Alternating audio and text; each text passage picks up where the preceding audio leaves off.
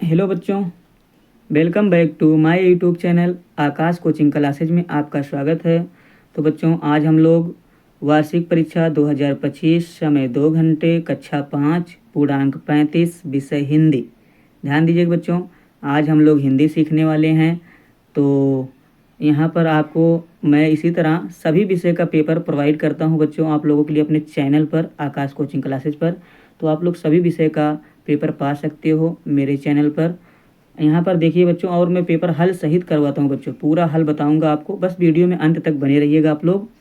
दिया पहला प्रश्न, सभी प्रश्नों का उत्तर लिखिए। बहुविकल्पी प्रश्न है, निम्नलिखित 4 विकल्पों में से सही का प्रयोग करें। तो सही विकल्प आपको लिखना है बच्चों। तो दिया स्मित। स्मित स्मित का अर्थ क्या होता है बच्चों? मंदहास, यानी थोड़ा मुस्कुराना, है ना बच्चों। आगे आप लोग ध्यान दीजिएगा, पंच परमेश्वर के लेखक हैं प्रेमचंद। कौन बच्चों? प्रेमचंद। प्रकृति की सीख कविता में पृथ्वी कहती है, क्या कहती है? कर्म ना छोड़ो। आगे दिया है बच्चों, बुद्धिमान शब्द का स्त्रीलिंग बुद्धिमती। ध्यान दीजिएगा बच्चों। राणा प्रताप, राणा प्रताप के घोड़े का नाम क्या था बच्चों? आप लोग कमेंट कीजिएगा। चेतक। क्या था बच्चों? चेतक। आगे बच्चों चलिए, यहाँ देखो दिया है रामचरित मानस के रचयिता का नाम लिखिए। तो रामचरित मानस बच्चों गोस्वामी तुलसीदास। ध्यान दीजिएगा, गोस्वामी तुलसीदास ने लिखा है रामचरित मानस को। अंधेर नगरी के लेखक का नाम। तो बच्चों, अंधेर नगरी किसने लिखा है ये आप लोगों को पता होगा, आप लोग अपने बुक में इसे देख लीजिएगा, है ना बच्चों। थोड़ा सा है, कोई दिक्कत है नहीं बच्चों। अगर नहीं आएगा तो कमेंट कीजिएगा, मैं आप लोगों को बता दूंगा। आगे दिया है मिसाइल मैन के नाम से किन्हें जाना जाता है। तो मिसाइल मैन के नाम से बच्चों डॉक्टर एपीजे अब्दुल कलाम को जाना जाता है। किन्हें जाना जाता है बच्चों? एपीजे अब्दुल कलाम को। आगे, और ये अंधेरी नगरी के लेखक का नाम आप लोग कमेंट कीजिएगा बच्चों, ज़रूर कमेंट कीजिएगा, क्योंकि ये आपके बुक में दिया गया है। आगे, जय जवान जय किसान का नारा किसने दिया? तो बच्चों लाल बहादुर शास्त्री। ध्यान दीजिएगा बच्चों, लाल बहादुर शास्त्री जी ने। और दिया है महर्षि वाल्मीकि द्वारा किस महाकाव्य की रचना की गई? तो रामायण। किसकी रचना की गई बच्चों? रामायण। ध्यान दीजिएगा आप लोग। अब यहाँ दिया परमात्मा को दयानिधि क्यों कहा गया? तो चलिए आइए मैं दिखाता हूँ आपको परमात्मा को दयानिधि क्यों किया गया। प्रश्न नंबर 11 आपकी स्क्रीन पर बच्चों, आप लोग इसे याद कर लीजिएगा। दिया गया है 11 में, परमात्मा को दयानिधि इसलिए कहा गया है क्योंकि वे दया के सागर हैं। वे सभी जीवों पर अपनी दया और कृपा बरसाते हैं, बिना किसी भेदभाव के सबकी आवश्यकताओं को पूरा करते हैं और कष्टों को दूर करते हैं, है ना बच्चों। तो इतना हो गया। अब चलिए यहाँ तक देखो, प्रश्न आपका कंप्लीट है 11 नंबर। अब हम चलते हैं उस तरफ 12 नंबर पे। 12 नंबर में देखो दिया है बच्चों, सरिता के जल को तन का चंचल क्यों कहा गया है? तो 12 नंबर आप लोग देख लीजिए बच्चों, आपके स्क्रीन पर है। यहाँ पर दिया है क्योंकि वह लगातार बहता रहता है, कभी स्थिर नहीं होता है, उसकी गति में हमेशा एक चंचलता और स्थिरता बनी रहती है, जैसे चंचल स्वभाव वाले व्यक्ति के शरीर में होता है ना बच्चों।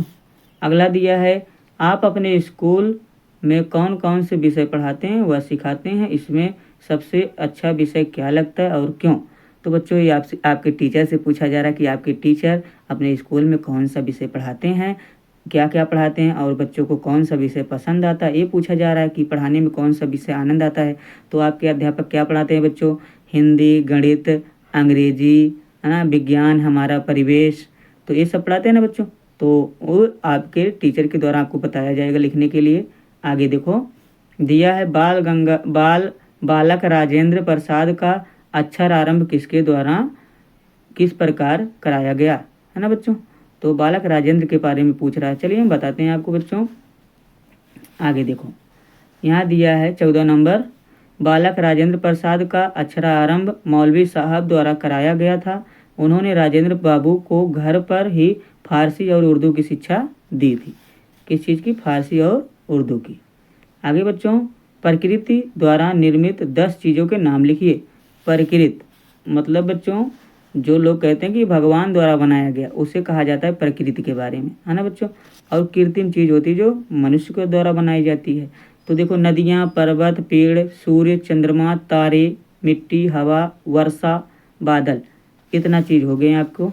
आगे आप लोग देख लीजिए बच्चों, अपनी पाठ्य पुस्तक से 4 पंक्तियों में एक कविता लिखो।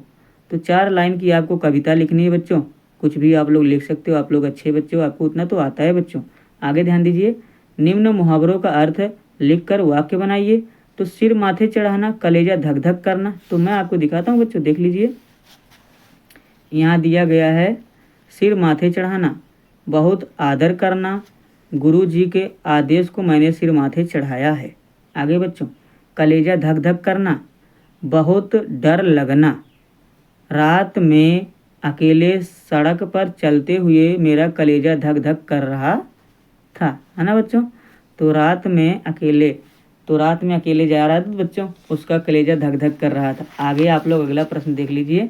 अगला प्रश्न क्या बोला जा रहा है, चेतक की वीरता के बारे में कोई सी 4 बातें लिखिए। तो 4 बातें चेतक के बारे में पूछा जा रहा है बच्चों। बोला जा रहा है चेतक की वीरता के बारे में कोई 4 बातें लिखिए जो आपको बहुत पसंद आई हो। तो ध्यान दीजिए बच्चों, कुछ नहीं करना, चेतक आपके सामने है, यहाँ देख लीजिए। स्क्रीन नंबर 18 में आपको बताया जा रहा है, नंबर 1, महाराणा प्रताप के प्रति उसकी अटूट स्वामी भक्ति। नंबर 2, युद्ध के मैदान में उसकी अद्भुत गति और फुर्ती। नंबर 3, घायल होने के बावजूद युद्ध भूमि से महाराणा प्रताप को सुरक्षित ले जाना और फिर प्राण त्याग देना। नंबर 4, खतरे को भांपकर अपने स्वामी की रक्षा करने की उसकी समझदारी, है ना बच्चों। तो आगे आप लोग देख लीजिए थोड़ा सा, कह रहा तुलसीदास ने सबसे बड़ा धर्म और सबसे बड़ा अधर्म किसे बताया है। 19 नंबर आपके सामने बच्चों यहाँ दिया गया है, देख लीजिए आप लोग। तुलसीदास ने सबसे बड़ा धर्म दया को और सबसे बड़ा अधर्म अभिमान को बताया है ना बच्चों। आगे, विश्वामित्र ने महाराज दशरथ से राम को क्यों मांगा था। तो विश्वामित्र ने क्यों मांगा बच्चों, आइए हम दिखाते हैं आपको। आपके स्क्रीन पर 20 नंबर दिया गया है बच्चों। यहाँ पर विश्वामित्र ने महाराज दशरथ से राम को राक्षसों से यज्ञ की रक्षा करने के लिए मांगा था। तो बच्चों पहले राक्षस रहते थे, वे बहुत ऋषि मुनियों को परेशान करते थे, इसीलिए उन्होंने मांगा था। आगे बच्चों देखो, दीर्घ उत्तरी में आपका प्रश्न आ गया, विमल इंदु की विशाल किरणें प्रकाश तेरी बता रही हैं। ये आपका दिया गया है बच्चों। तो यहाँ पर आप लोग ध्यान दीजिए, मैं दिखाता हूँ 21 नंबर कैसे लिखना है। इसका भाव स्पष्ट करना है, तो आपको भाव हेडिंग डालना, भाव स्पष्ट करना, इसके बाद कुछ बनाकर लिखना है बच्चों। विमल इंदु की, तो इस पंक्ति में भाव का यह आशय है कि निर्मल चंद्रमा की विशाल किरणें ईश्वर के व्यापक और पवित्र प्रकाश को दर्शा रही हैं। जिस प्रकार चंद्रमा अपनी स्वच्छ और विस्तृत किरणों से संसार को प्रकाशित करता है, उसी प्रकार ईश्वर का प्रकाश भी सर्वव्यापी और पवित्र है, जो हर जगह विद्यमान है ना बच्चों। आगे देखो, लास्ट प्रश्न आपका दिया 22 नंबर बच्चों, और यहीं पर ये पेपर आपका ख़त्म होता है। दिया है 10 रमैया मिल जाए तो धरती बच जाए। सोचिए और लिखिए कि हम किन किन तरीकों से लोगों को रमैया की भांति पेड़ लगाने को जागरूक कर सकते हैं। तो बच्चों ये 3 हेडिंग आपके सामने है, यहाँ देखो, जागरूकता अभियान, मीडिया का उपयोग, प्रोत्साहन योजनाएं।